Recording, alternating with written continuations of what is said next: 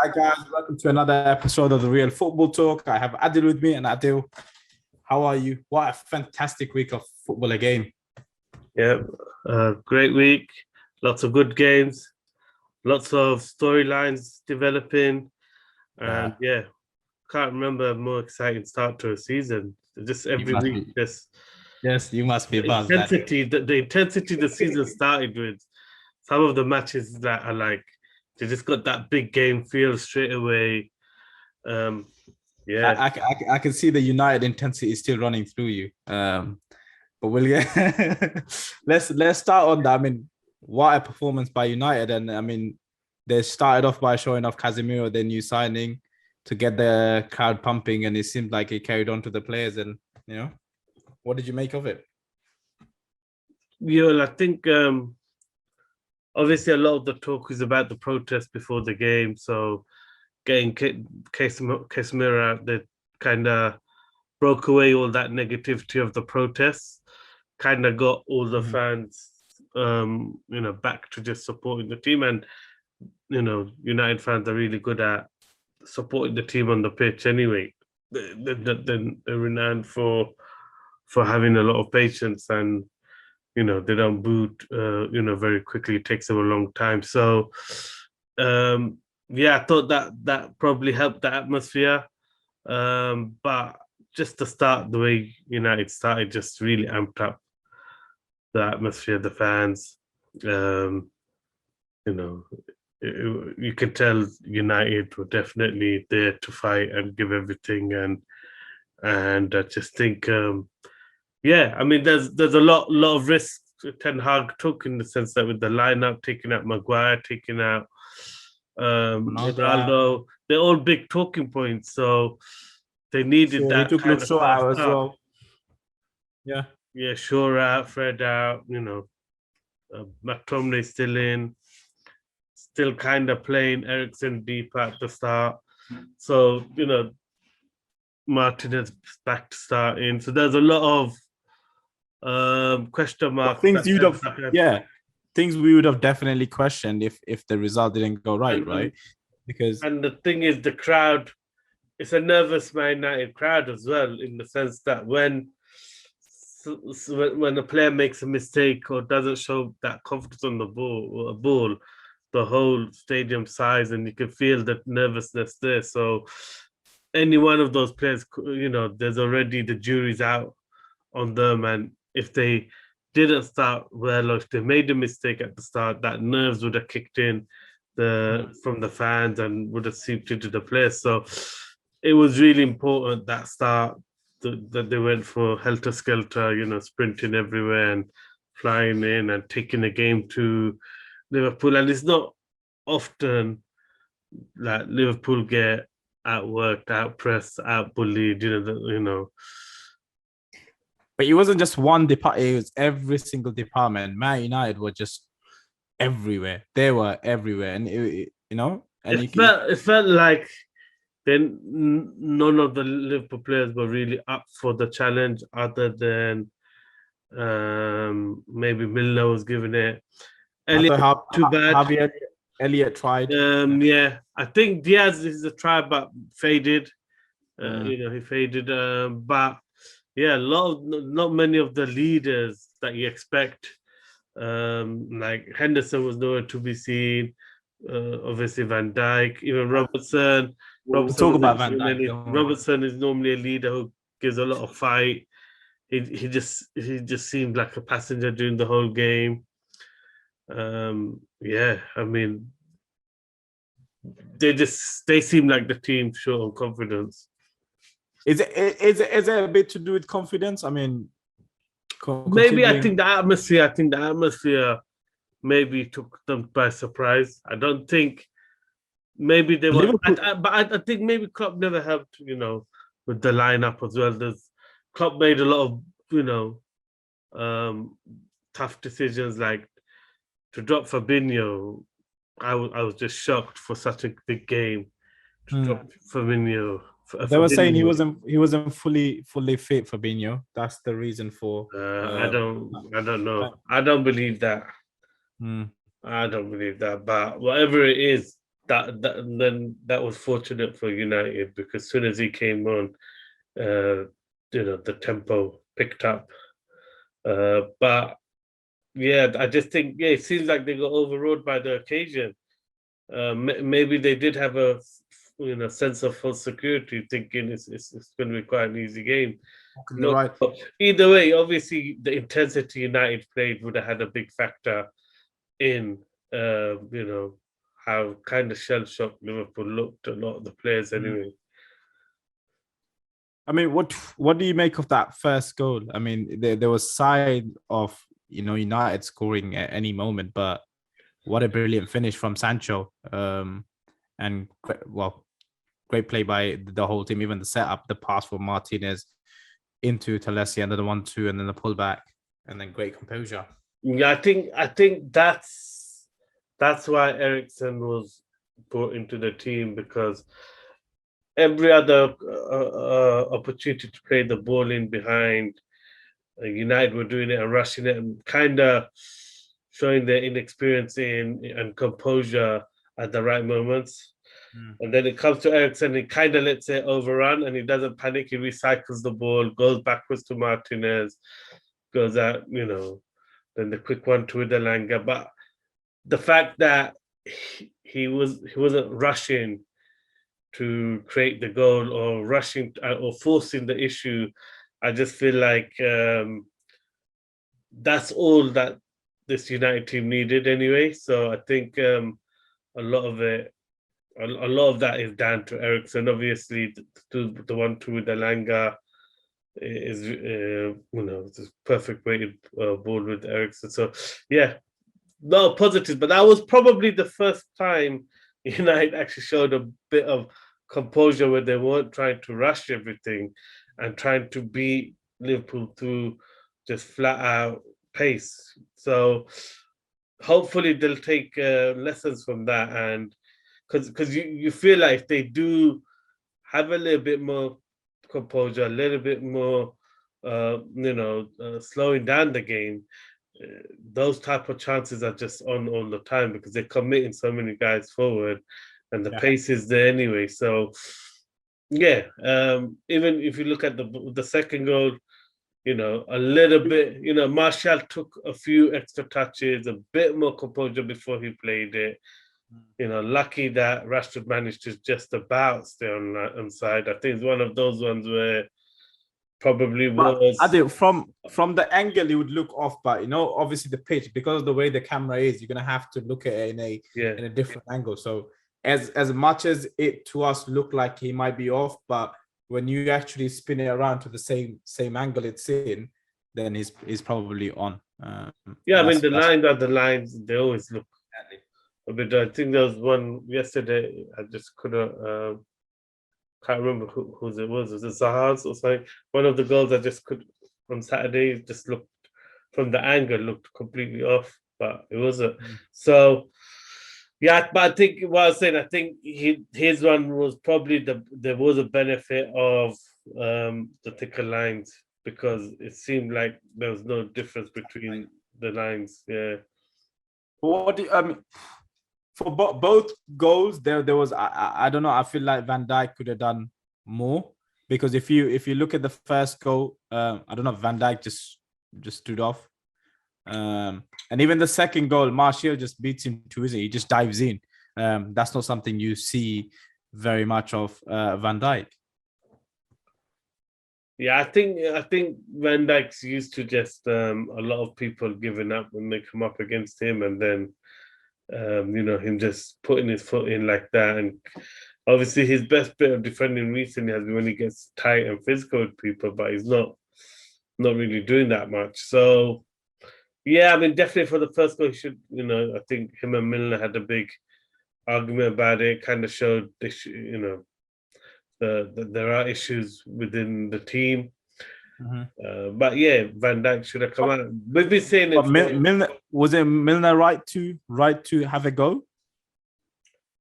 He was, but you can see for the rest of the game, he was at it with Van Dijk. So it's probably what Van Dijk needs.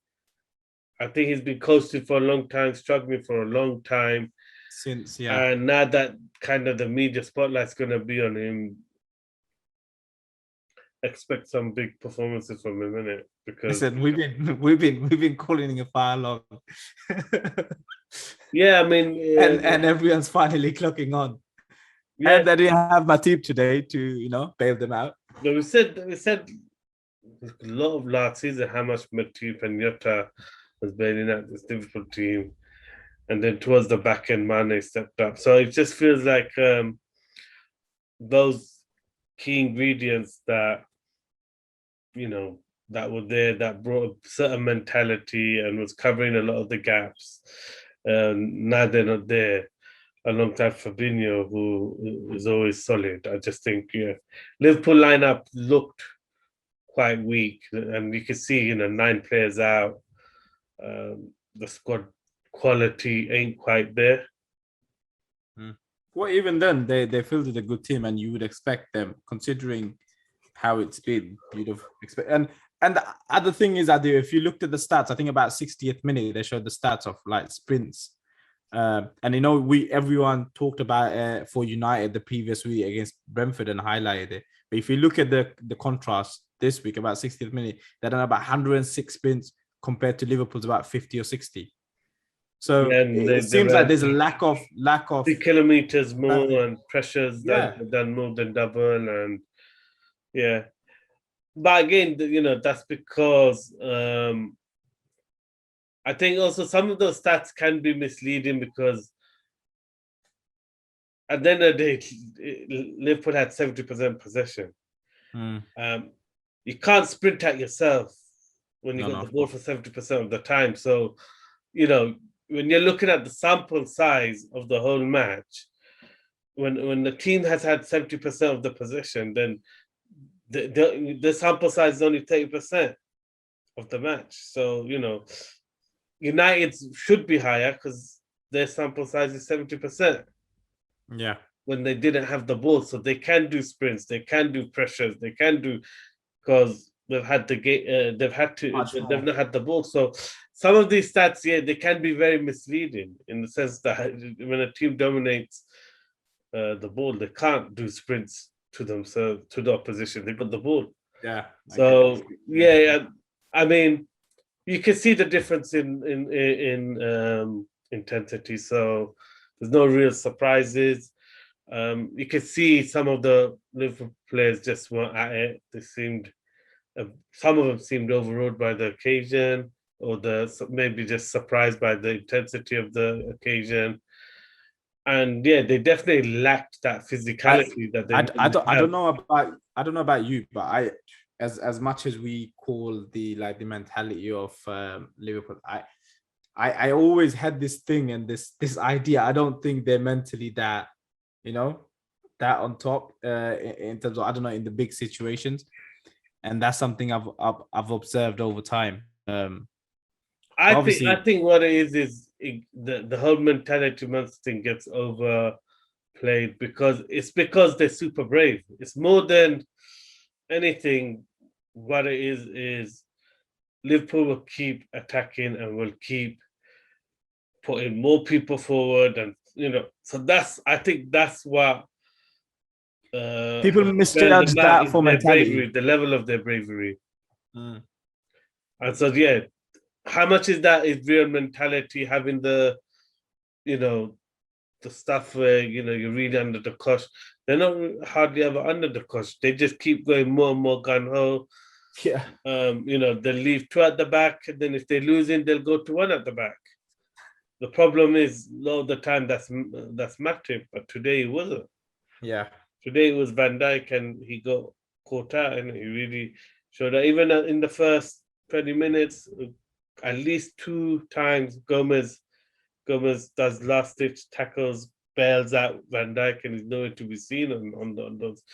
So, quite a lot of things, could have been worse. Elanga hit the post. There's, like you said, a lot of chances where United, if they had a bit more composure, they would have, had an easy goal. Is there a cause for concern from the Liverpool perspective, or for the Liverpool fans? Because obviously that's 3 games now. 16th, only drawn 2, lost 1. Is there something to be worried about, or do they need to go into the market because their midfield looks a bit light? Yeah, they definitely got things to be worried about because they got outplayed by Fulham. You know, and kind of they were lucky to get a draw there. I think it was more individual errors from Fulham where they got the result. So yeah, and then I think the Palace. with the Palace. Yeah, I mean they dominated that game. They should have won that. But when you dominate a game and don't win, it just shows that's a weakness in mentality. It feels like they're going through a transition, isn't it? Like they've lost Mane, and it just feels like that's the end of a chapter with him gone. Because one thing you could always say about Mane was he brought a lot of mentality to the game. He brought a lot of fear, and he would take a lot of attention away from Salah. And the thing is, with Luis Diaz, as good as he is, he's everywhere. So a lot of the time, he's cramping other players' space because he keeps cutting in, he keeps roaming all over the place. So the thing with Mane was he did a lot of his damage on that side of the pitch. So he kept the attack spread out. He kept the opposition defense spread out. And you're not getting that now because you got Luis Diaz doing a bit of everything and always cutting in, always getting darting inside, isn't it? He keeps darting inside, yeah. So I think, that's not helping. But these are little things, but clearly they have issues. The league doesn't lie. The performances don't lie. They do have some valid excuses that they got 9 injuries. But today, I don't think some of the decisions in terms of personnel helped. Like, Firmino, I can't actually remember him doing anything in the game. I know we take the mick out of him a lot, or a lot of the fans, but today he actually was useless. There was not one, even off the ball. I don't remember him ever pressuring Martinez or Varane. So I don't know. I for one, I thought he was playing more as a midfielder than an actual striker, and it felt like that's literally what it felt like to me. But even then, he wasn't in midfield. But even having Henderson, I didn't feel that worked out. In a match like that, you want him involved. You want him getting stuck in. It's an intensity game, and you want him to do that press, isn't it? Rather than Milner, you want him to do that press because he's got that physical ability. Yeah, ultimately, you're restricting your captain, one of your most intense players, your leader, into a role where he's not really involved in the game, in the battle. So I don't know. I think there are issues there, but they'll fix it. Before we move on, quick one. What can Casemiro bring to United? Ten Hag seems really excited about him as well. It shows a couple of things in terms of if it is Ten Hag's signing or the club's. I hope it is Ten Hag's signing. The good thing it shows is he's maybe cottoning on to the fact that all these tiki-taka non-physical players won't work in the Premier League. You need some physical presence. So he will bring that physical presence. He will bring that winning mentality. He will bring that leadership. He will bring composure on the ball because he is a calmer player. He doesn't panic. He's quite, the downsides are obviously the amount of money they're paying. He has lost a bit of his legs. Anyone who's seen him play Real Madrid recently, he's not the same Casemiro. The wages, that's the only negative for me is they're continuing down that policy of getting players at the end of their prime, spending big money on them. I think it was a 4 or 5 year contract, isn't it, as well? 4 or 5 year contract. 4-year contract, I think, with the option of a further year. But either way, it's like, what motivation do they really have when you give them that much money, paying that much fee? I mean, Real Madrid, it wasn't like Real Madrid would, they brought Camavinga and Chouameni for a reason. So they're clearly looking to move him on. So Yeah. he's better than any other midfielder United have. So in that sense, it's a positive. But is it fully the direction you want them to go? Not really. You want them to be brave. Who's he gonna replace? Is he gonna replace the Fred role, or is he gonna be the anchor in the middle? Well, if you look at it today, he's gonna replace McTominay. Because I think Eriksen is gonna use Eriksen as that deep. Eriksen is there, and yeah. The Mac-Fred combination will be used for the cups. So we're still alive and kicking the Mac-Fred combination. Right, let's move on, Adil. Let's move on. Enough about these two. Let's move on to what did you make of the Chelsea game against Leeds? I mean, 3-0 away at Leeds. Tuchel using excuse about him not having a plane to travel there. Preparation wasn't right. What is it? Like we said, that's why I said, remember at the start of the season, that the only reason why I don't think Leeds would have relegation trouble is because you just know with Jesse Marsch they're going to be a brave team. They're not going to respect anyone. They're going to go for it. They're always going to go gun-ho and attack. And I really do think that first game, getting that late winner against Wolves, really set them up, because that's just taken the pressure off and allowed them to continue just being aggressive, really hyper, really pushing the boundaries, and ultimately seems like go on, Adib. Yeah. Ultimately, Chelsea just couldn't keep up with the pace of Leeds. I mean, it's similar to this game with United. I mean, Chelsea started good for the first 20 minutes, but Leeds overran them, overtook them. Was too intense for them. Their sprints, the pressing of the ball, I think it was crazy stats. Is much worse than the Liverpool Man United game or the Man United Brentford game. I think it was just the gulf was that big. So, yeah. But it was a silly blunder though from Mendy to even give Leeds a chance. I hope. I mean, Leeds had good chances. But that shows how much Chelsea just after the first 10 minutes, they just couldn't get that foothold into the game. Their rhythm was getting disrupted by the press of Leeds, and they were specifically targeting certain players, Conor Gallagher, the goalkeeper.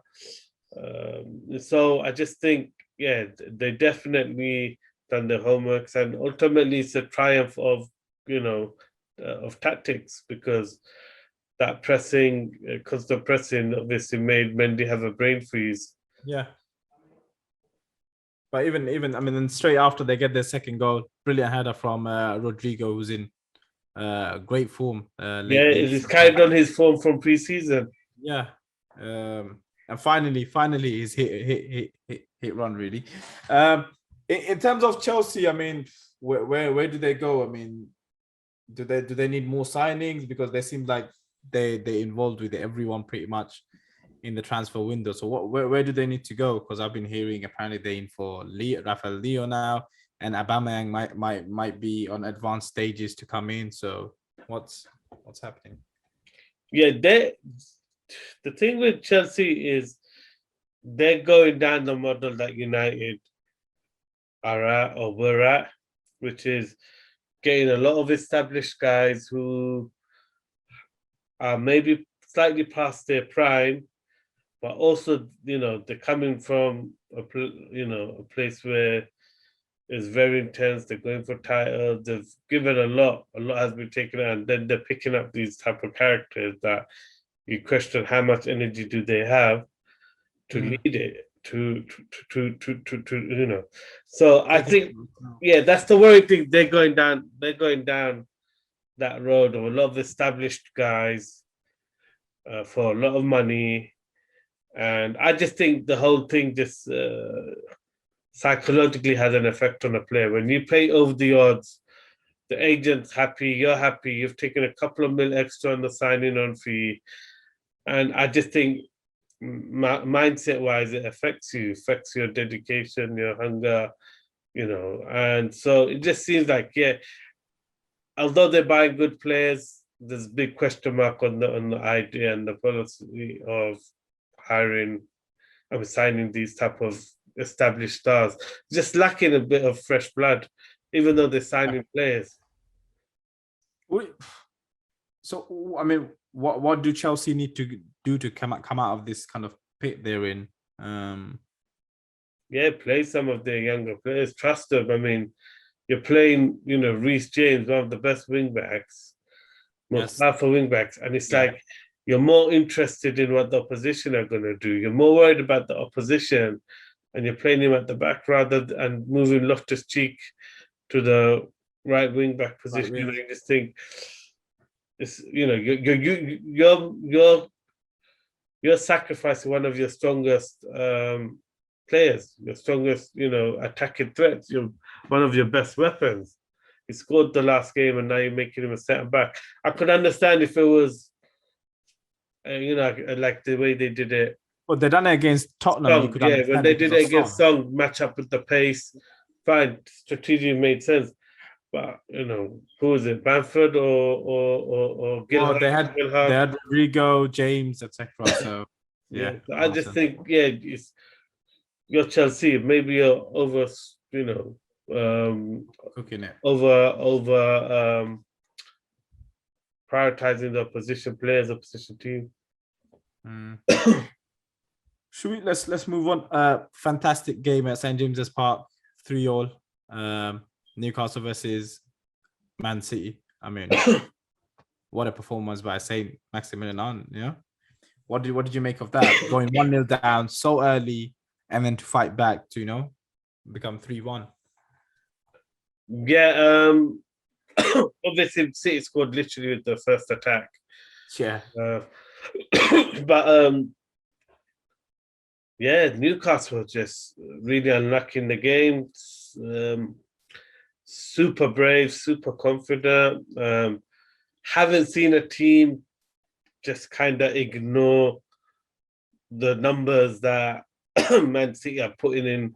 Because what Man City do is they literally go man for man or 5 across. Yeah. Against your back four or wingback system. So, and just didn't care. That's the thing. The 3 in midfield that they had were pushing right up, and not one of them was really dropping in deep, trying to block the position in which De Bruyne and Haaland might pick up the ball. And I think what that did is that confused City, because City are used to getting the ball forward through square passes first.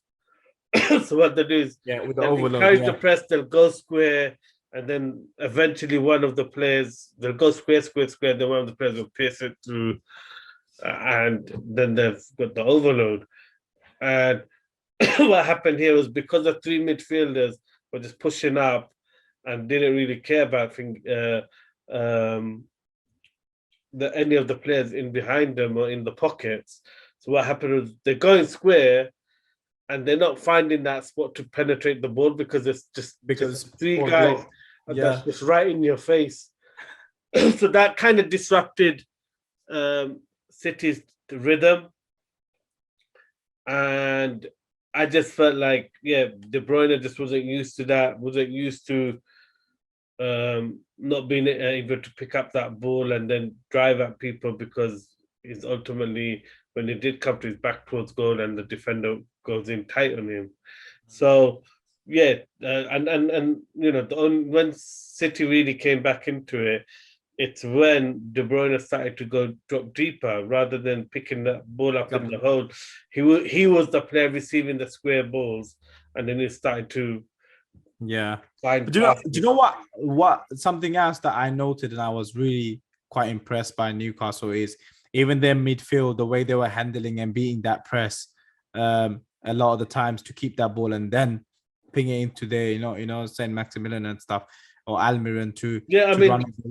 That was really good to see, because most teams can't cope with that press of City. And yeah, it's a bit similar to United games, as they clearly targeted Walker, and I think they really targeted the whole idea of the fullbacks coming into midfield, and that's where they got the superiority, because they kept going direct straight down the channel, and the lack of probably the bit of stubbornness from City and the lack of adaptability from them was they would not change. So then that just made Walker really, haphazard and confused, and made him lose his confidence. Made it look like he's in no man's land, isn't he? Yeah, because he's always having to, he's being told to come inside into midfield, but then sprint back to pick up Saint Maximin, and then Maximin's just having a field day because he's got literally no one on him. So and he's running at stones, isn't it? So yeah, he's running at stones.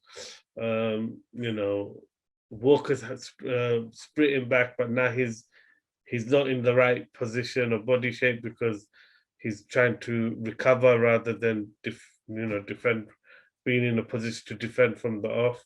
So yeah, they kind of played into the plan, into the strengths of Newcastle, but Newcastle were super positive. They went straight for the kill every time. Really positive football.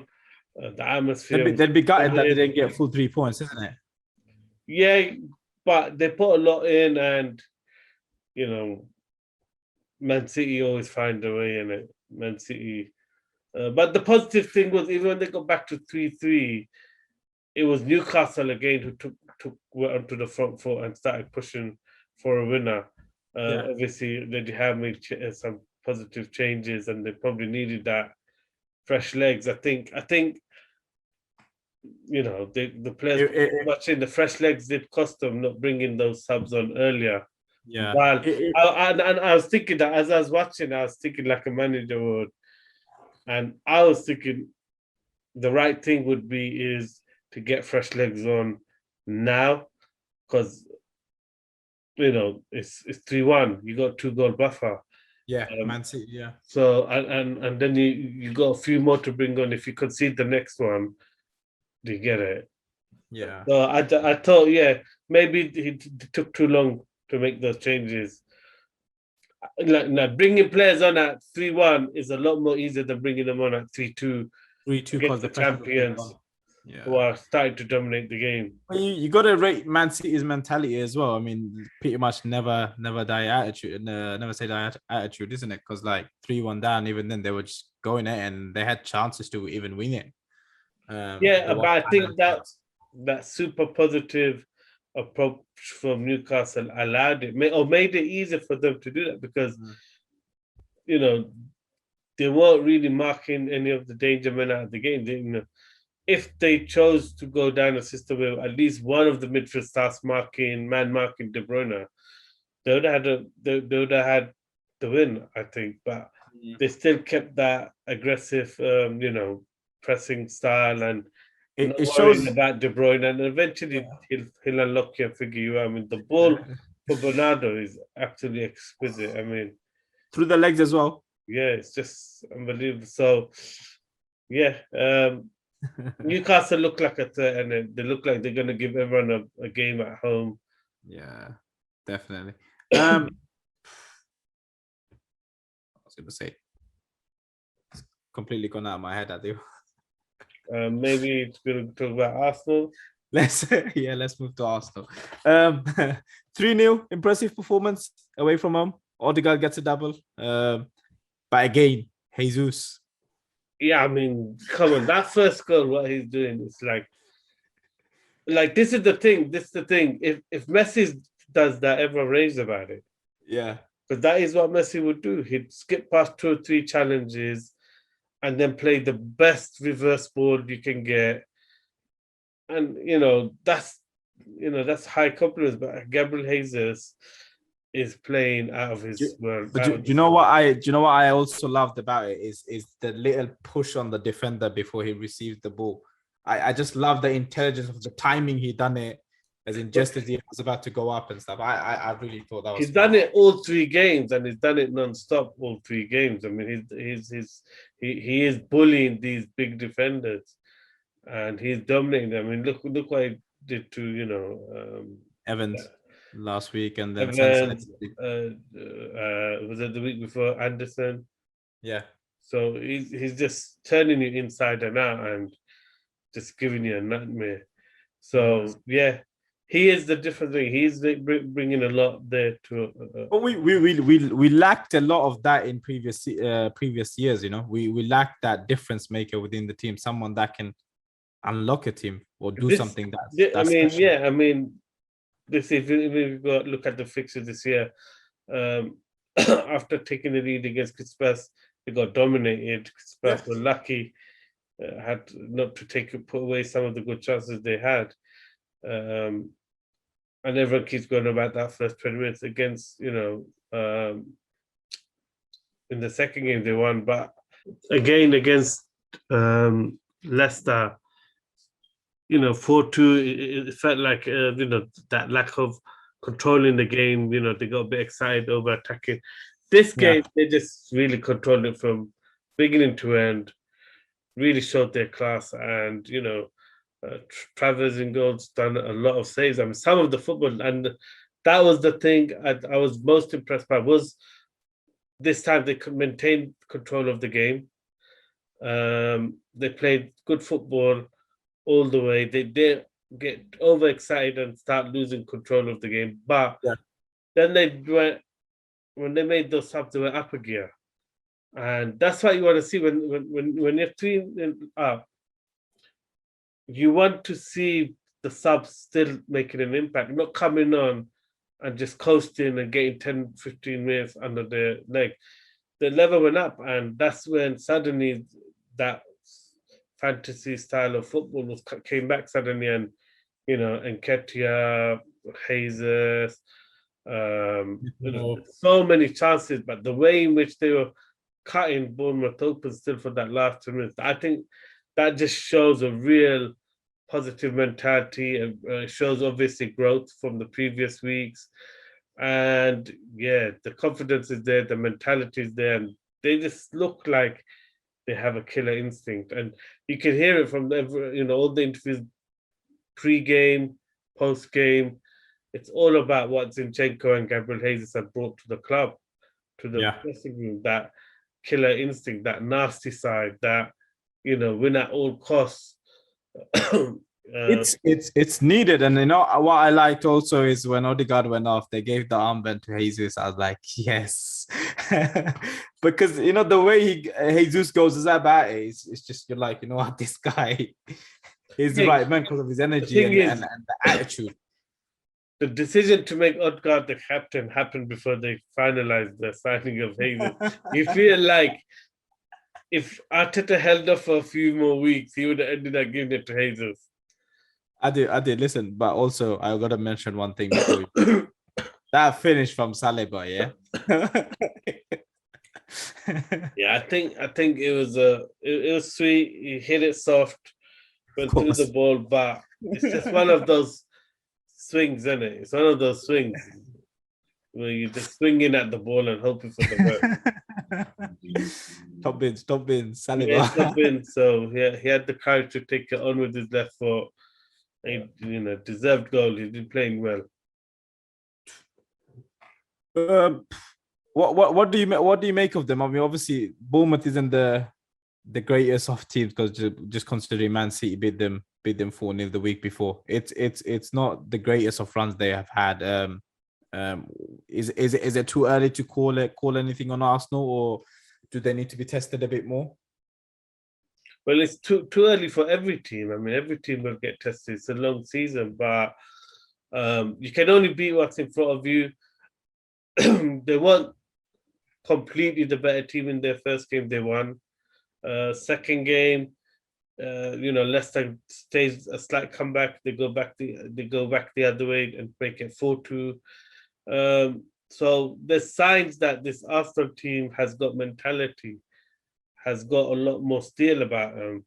That's mentality when you don't play well and you win, and that's mentality when potentially the team wrestle momentum of the game, and you can just step it up and kind of calm the situation. So yeah, I think you can definitely make readings into look. They're gonna be there for a lot of the season. Maybe eventually they'll fade away, but they're here to stay, and you can see that mentality is there.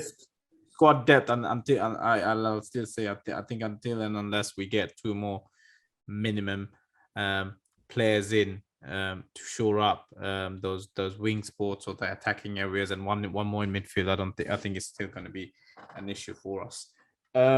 Let's move on. I mean, Fulham 3-2 against Brentford, last minute, or not last minute, towards the last minute winner. What another great performance from them. They just keep going. Yeah, and it was similar to the game. The ending of that game was very similar to the aspects of it, similar to the Tottenham Chelsea game, in the sense that the changes Brentford made to get back to 2-2 ended up, Fulham ended up cantering it, and that ended up being the reason why they ended up losing the game. So they moved Mbeumo into the wing back position, and they just piled on all the attackers onto the pitch, and really took the game to Fulham. Got back. But should Tony should have had his first goal disallowed? That seemed harsh, innit? That seemed like when you're talking about inches. Yeah. But this is the thing. I don't know. Like, those are the things that just makes you question the impartiality of this thing, because even when I was looking at where the lines got drawn for today's one, was it against Gomez?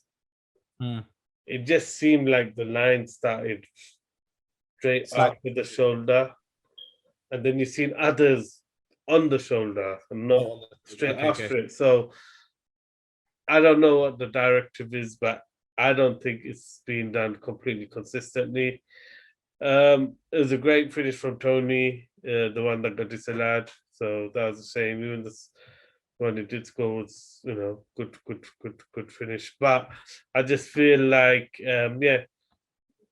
Fulham, really showed their character when they went back to 2-2. They completely dominated the game again, and they took over. So Fulham look like another team that's just full of confidence. They play good football as well, and moving Mitrovic onto Mbeumo got them the goal.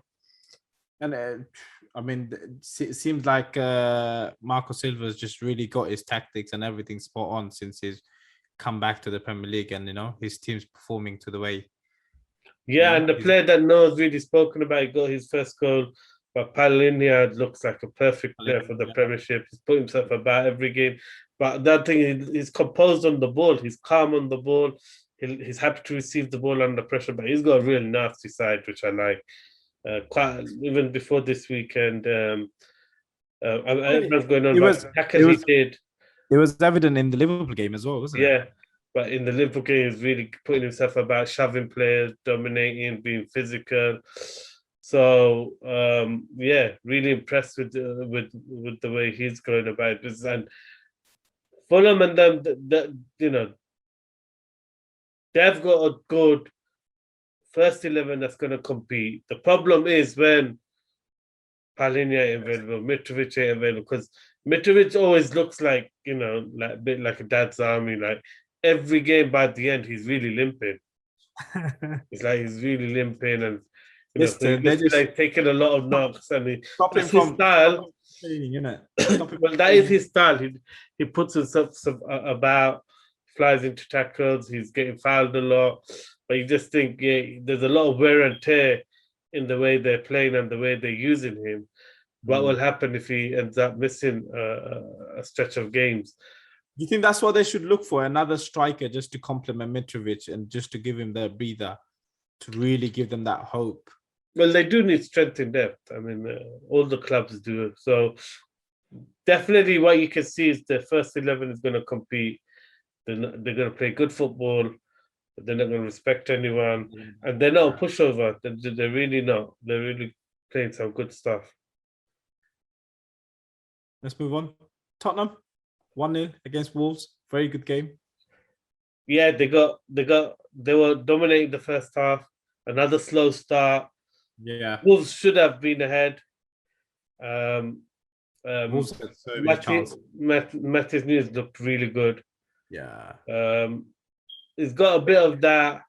Even Guedes looked good with some of his runs. I thought he's very intelligent. Yeah, I thought that first half Neves was the best player on the pitch. Really controlled the game. But again, like I thought a couple of times Matthews Nunes done a bit of the Bruno Fernandes thing, which is just take the shot when there's maybe better options.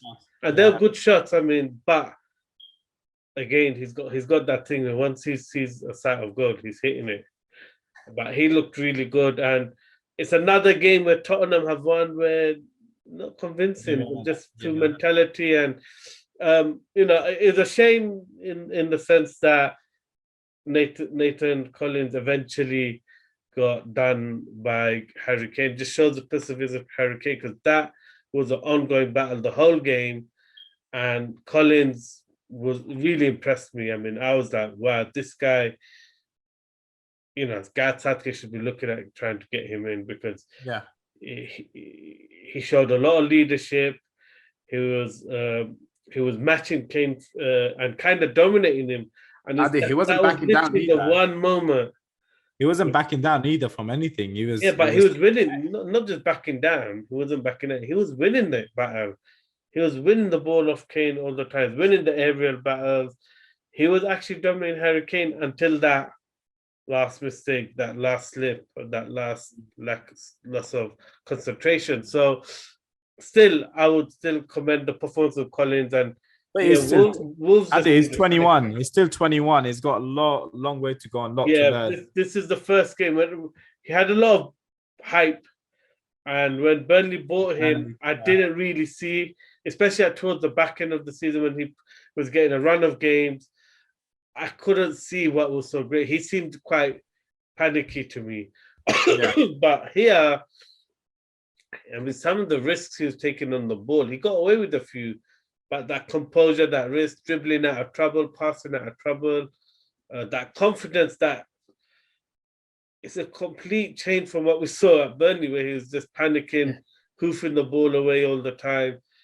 So it just shows how much Wolves really have, improved him already. His game has improved so much already. Well, also he has a team that play that style. He also helps, isn't it? Because but it is a big jump from Burnley direct football to short passing. Wolves, so you got to commend that. Do you know what was funny to see is, like, I think they were showing it. The whole of Wolves back line, the back four and the or not even the back four was multi-international, and the rest is Portuguese. Yeah, I think they had 7 players starting the game from Portuguese. I think the other 2. I think there was 2 Spanish. Isn't Ronaldo looking for a new club? Just get him across. It's not far away. Yeah, well, they're not in the Champions League. That's the problem. But no, but you gotta rate how they make it work, because at the end of the day, those players that are coming in, the Portuguese, are still obviously mixing with the British players. And I think it's going to be a test, because they've lost Conor Cody, was a big part of the dressing room, was the leader, the captain. I think he's a big part of making sure the Portuguese weren't taking over the club. Well, Neves is the captain. Be informed, which can naturally happen. You get too many players from one country. And then I think the other thing is the loss of Gibbs White, because he brought a lot of energy. And even though they're kind of playing him in the wrong position in midfield when he's more of a 10 or an attacking offensive player, attacking midfielder. Yeah, I don't know. I mean, obviously Matthias Nunes will fill a gap, but Yeah. they looked good anyway. They played well. They were unfortunate to lose the game. I thought, you know, even when Jimenez came on, they gave them a different threat up front. I think that's what was lacking from them. Yeah, but the support wasn't there, and I think that's where Wolves, you know, if they were out to get wins, the balance isn't there yet. They need more runs in behind. Like even Pedro Neto, I thought he played really poor. He was playing as a wingback. He just did not look fit. He did look good. He struggled a bit. So I do think they got too many players who want the ball to feet, and there is a lack of movement. Even when Jimenez came on, I mean, few of the times he knocked the ball on, there's no one near him, no one making runs beyond, no one anticipating. So they do need to get you know, a few players that will run and attack the space a bit more. They got Traore there. There's a runner. Put him on. They did, but yeah. Let's move on. Crystal Palace 3-1 against Aston Villa. Another one for Vieira. Yeah, Aston Villa took the lead, and I think we're going to see this a lot more with teams where, because so many teams are doing the high press now, you're going to see more that direct ball into the tens of direct balls into the channels to beat the press. We saw Brighton do it against United really well. We saw even, you know, Brentford doing against United really well. A lot of teams are now doing that, playing those mid-range passes. So the first goal was very similar to that, where, you know, they get it in and then to Bailey, and then Bailey slips it into Watkins. Good goal. But, you know, we said it all season. Aston Villa just think playing physical and, you know, having a mentality is going to win you games. You've got to have more than that. And they're not good enough defensively, especially with players like Konsa, who's got a mistake in him every game. So I just feel like, Gerrard's struggling. When you watch their football, that's the biggest thing, is Aston Villa do not play good or except, you can't even tell what their identity is. They're not got no flow. Is he going to be the first manager to get sacked, Adu? No, I think they'll give him enough time. He'll get enough results to keep back. I'm just talking about in terms of the brand of football. You may start getting the fans may start not enjoying the brand of football. You know, the reason why I say is his his win ratio is lower than Gary Neville's at Valencia. Yeah, it's a very attritional style of football. That he's coaching there, and I just think, he's struggling.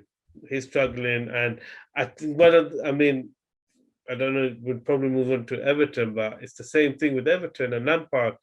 I think these managers have. That's the thing. It just shows how much times have moved on, because they were winning titles with managers where it was all about being organized and having the right setup of the ball and kind of not over prescribing how you attack. It was very much a counter-attack style. Yeah. Take what the opposition give you, but it was all about being organized and playing on the counter, you know, under Benitez or Rodgers or, you know, Lampard, all the Italian managers. It's all that culture, you know, counter attacking style of managers, and you can see that in the way both Gerrard and Lampard are managing. Where is that why they're struggling? Is that why both or do you think Everton's struggling due to them just not having any forward players or any? Yeah, I think they're struggling. Both of them are struggling because they lack an identity on the ball. They lack a know-how of how to open up a team and what they're trying. And the thing is, they're not trying to play long ball football, don't get me wrong, but you can tell there's not a template for how they want to attack teams. It's more just want to build up their play attack. Short passes, see what the opposition gives you. a lot of the focus is on what you're doing off the ball, the shape, the setup off the ball. That is what Mourinho used to do. That is what Benitez is. That's what Brendan Rodgers does. That's what where you're solid, you're compact, and then you do fast breaks to get your goals. And it's a risk-free type of football. But you see that in the identity of these two teams, Everton and Sevilla, where you can see the influence the managers have had from the coaches they've played and the brand, and it just shows as well how much the game has moved forward, how much Klopp, Pep, Tuchel have advanced the game, because it's become all about high press. It's become all about attacking. It's not about counter-attack. It's not about low block. It's not about being compact anymore. It's it's all about attacking and taking the game to the opposition. And that's why both of them are struggling, because the game has evolved and they don't know how to coach a team to play that evolving style. See, you mentioned Leicester, right? I mean, they're what, second bottom again. Another manager you mentioned within this, and they're struggling as well. And I mean, what a turnaround from Southampton, and Che Adams, by the way, inspired substitution for Arsenal also, because he comes and changes the game. You know, they were winning 1-0. Yeah, if losing at home to Southampton were I think the worst form team at the time if you go back to even last season, end of last season. So and the thing is, a lot of it is Brendan Rodgers' fault. I mean, they keep playing Amati, and you look at all the games, he keeps making mistakes. He keeps trying. Instead of picking up at the striker, he keeps going towards the goal and trying to sweep or block. And he keeps everyone offside, and has he lost the whole complete defense go deep. Has he lost complete faith in Soyuncu then? Because Soyuncu's there, not playing him. Yeah, it seems like there's things going on in the background. You know, either way, Rodgers, there's a problem with the team spirit at the club. You can tell. It's strained some of the players that are playing, and it's costing them. Some of them don't even want to be there. Even like I think Sumari didn't want to be there. Pratt wants to didn't want to leave. It reminds me of what Bournemouth did when they had Eddie Howe, where sometimes you don't know your place in the pyramid, in the football pyramid, because you can go like your big time club and you're going to keep your players. I remember Bournemouth were rejecting ridiculous bids for Ake and all these type of players, and you just think, but at the end of the day, you're refusing those players a life-changing opportunity. And how is that not going to affect your squad? How is that? Yeah, that might keep the fans happy. That might make you inflate your ego into thinking you're bigger club than you really are. But it's going to create a toxic environment. And there comes the point where you can't be too ridiculous in refusing a player an opportunity to move to a big team that's going for titles, going for things that you can't offer. You have to be fair. And I think Leicester are struggling with that because they're clearly playing too hard, and it's creating a toxic environment, because at the end of the day, they're nowhere near showing the ambition of a team like Chelsea. So why stand in certain players' way and stop them from winning titles, especially when the players have been there for a few years already? And they've given them a lot. But I mean, are they too? They're too good to go down, right? They're gonna pick up points and they're gonna sort this out, I assume. And I think Fofana's gonna probably end up leaving as well. Yeah, I think. Yeah, I mean, I'm not sure. I think Rodgers is one of those managers that will be one of the first to probably get sacked. I just feel like the writing's on the wall. He seems to be making a lot of excuses. He's making strange decisions. I don't know. He could be one of the early ones out the door if it continues anyway. Obviously, that best example is Hassan Hüttl, who's under a lot of pressure. A lot of reports about he hasn't even got Southampton looking for the next there, manager. Yeah, but the good thing is it seems like those rumors has upset him, and he's fighting back, and he's giving a bit of that fight to his team Yeah. and his players. So It's good. It's good to see. Before we finish up, West Ham, bottom of the league, no points, no wins. What's going on? yeah, they're going through a transition where it's quite strange to hear Declan Rice saying about how hard it is. They've lost big players to replace. And I was thinking, what big players have they lost? You know, he goes, you know, big players in the dressing room. And then he mentions Mark Noble, who hardly played, used to come on like the last injury. But obviously he was the club captain, so he was a big. But then he said like their backup goalkeeper, Dan Martin, and then Ryan Fredericks, who was never got a game. And he's like, they're huge losses in the dressing room. And I'm thinking, how can that be? Mark Noble, I can understand. Yeah, captain, isn't it? Yeah. But, you know, what the heck is Ryan Fredericks doing? I think what team has he gone to? Bournemouth or someone? You know, and barely played, always had a mistake in him. And then you got this backup keeper, Dan Martin. You're like, wow, that's what you're talking about. Huge loss in personnel. Like, what are you on about, Declan Rice? You're the captain, man. Fix it. Stop going on about Dan Martin and Ryan Fredericks and wow, I think he's just looking for an excuse to just cop his way out. No, I mean, he was being honest. His heartfelt was being honest, but it's just absurd that that you're struggling with team spirit and character and voices and all of that when you got, you know, all backup players who won't really get in game time or anything, and it's not like they don't have characters in the team. Yeah, so a bit surprised. A bit surprised by that rant from Declan Rice, but yeah, I think their team, they just need to get their first win. I think the expectations have raised, the signings they're making, the players they're going for, and maybe the weight of those expectations are now is what West Ham are struggling with.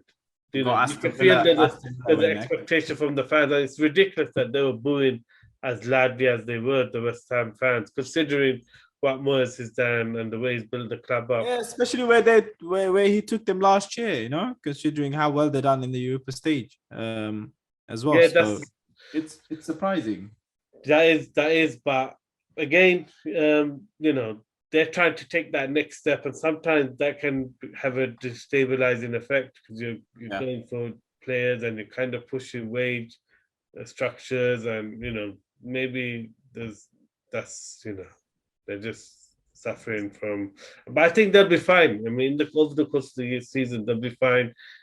They'll be in that top half. They'll fix, they'll fix whatever their issues are. Yeah. I think goal scoring is going to be their issue, obviously. I like who they've gone for. I like the players they've gone for. Like Skamaka is a very good player, industrious, will give you effort, will bring people into the game, but he's not a prolific goal scorer. And that's again, that's where they're going to struggle, isn't it? And obviously they expect a lot from Jared Bowen, who hasn't fired yet, but he did fire I think it was in the Conference League. He scored. Skamaka scored as well. On that note, Adil, thank you for today. Thank you for those of you watching. Please make sure you like, share, subscribe, and as always, see you soon.